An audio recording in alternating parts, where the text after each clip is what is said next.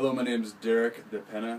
I'm a pastor at Green Bay Community Church, and with being a pastor, I get to do a lot of different things in the community, and really for this, one of the things that I want you guys to look at is I have an opportunity in the community to work with teens who are addicted to both drugs and alcohol, and I get to spend some time with them in the process of them walking in from day one and then walking out on day 21. So this 21-day process of a live-in treatment where they actually leave their home and they go live in a room with other teens, and 24 hours a day are monitored, are looked at, they go through different trainings. I actually get to go sit down with them and talk to them about their addiction to drugs and alcohol, and really the things that go with that.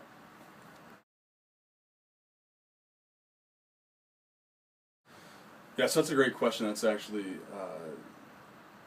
one of the questions I always ask to try to get back to their story.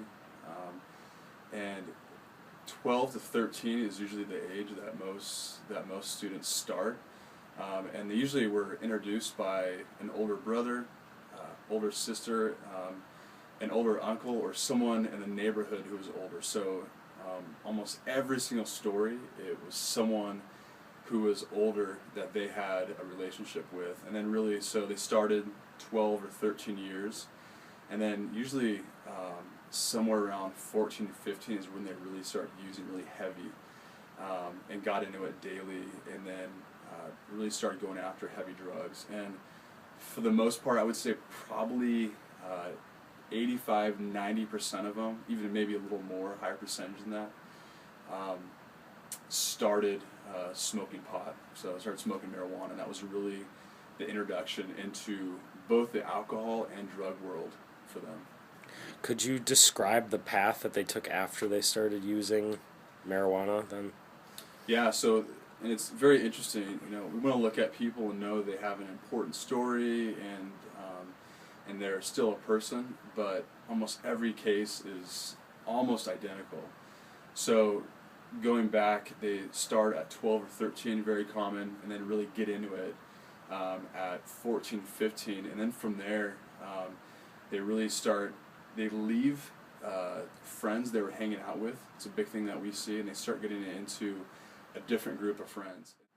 I think when they get that heavy into drugs, that their whole life is focused on how can I use, when can I use, who am I going to hang out with so I can use, where do I need to be so I can use, how do I get money so I can use. Their life becomes consumed by the idea of using drugs. And if you ask any of these students, do you think, did you ever think when you first started using pot, when you first smoked marijuana, did you ever think you would be here? And clearly 100% of them say, I know that it was never going to be me. That was always the other person. And now we find them in this place.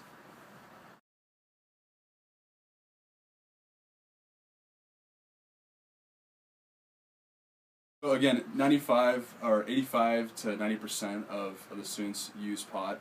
A lot of them head into stores they know they can steal or they can buy NyQuil, either in the form of capsules or syrup. And NyQuil is cough medicine. They actually can get really high off of that. And then from there, prescription pills are very common, so taking those out of a family member's medicine cabinet, a grandmother, grandfather, mom or dad, they really can get those. And then from there we see more of the harsh illegal drugs where they can't get their hands on the prescription pills all the time, so they know if they go on the streets that they can actually get things, and this is where their life really starts to spiral down. This is really where their life is really held onto by drug use, and they become an addict. But cocaine, heroin is really big. I think those two are probably the two biggest drugs that I see, and they're highly addictive. And then from there, they can't keep up with their use because they don't have the funds, they don't have the money to pay for it, so they actually start dealing drugs, and then the cycle becomes they're dealing to someone now who's starting to use. Yeah, obviously there's the whole route of the legal system and the justice system, actually getting in trouble, having to pay fines, having to sit time in jail. But I think even that's so bad, and that sounds maybe foreign to a lot of people, of I'll never get to that place, I'll never sit on a concrete bench in jail. I think the thing that on this side that's even worse is the addiction that it brings to you. And really, anyone I've seen that uses drugs, their self-worth, so their identity, the way they see themselves, their confidence in themselves and how they approach people in conversation or how they approach life, and they really lose their purpose in life. I think people can go after their dreams. I think people can go after their hopes. And so the biggest failure I see of drug use is people stop. And so even outside of sitting in jail, it's the shame, it's the guilt, it's the loss of, you can do something in life. Like, there's this huge plan for you in life, and now you can't get there. You can't achieve that because of drug use and what it does to your mind and what it makes you believe. And so I think drug use leads to losing your purpose in life. It stops you from achieving dreams and going after what you're supposed to do. And I hear that a lot. So a lot of people saying that marijuana isn't addicting or it doesn't lead to other drugs, and I think those are connected. It leads into other things.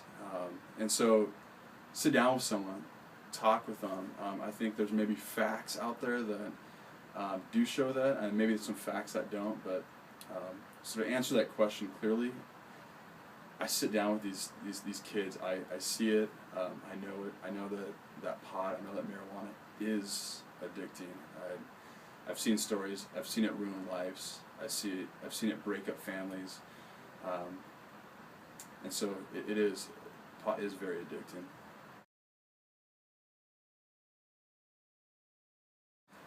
I think a couple things. I think it's easy to be an 8th grader and to look at possibly people who are doing drugs, if you're not doing drugs right now, and say that will never be me. And I think taking the right steps for you in your life now to say that won't be you. And really, there's things like staying in sports that clearly keep people off drugs. I'd say in life, especially when you get into high school. So next year, for a lot of you guys, getting into high school, you have these 4 years that go really fast in life. And in those 4 years, you're going to be exposed to a lot of stuff. And so the question is, how do you stay away from drugs? And I think staying in sports is great. I think having goals in life, really having this focus of, I'm going to go ahead in life. These are the things I want to do in high school. These are the things I want to do after high school, so if it's college or tech school or if there's a job. And really not allowing drugs to get into that story, get into that path or that journey you're on, and keep focused ahead on your goals.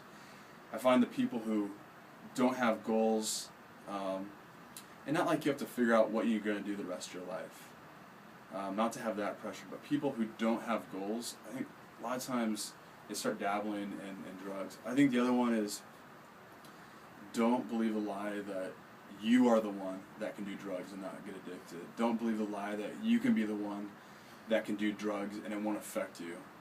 It does. And again, every single student that I've had a conversation with, you're talking hundreds and hundreds of kids, every single one of them has said, I never thought this would be me.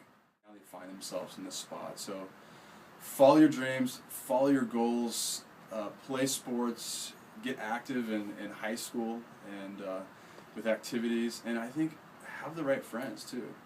A friend who wants you or makes you do drugs, I would question of how much of a friend are they to you.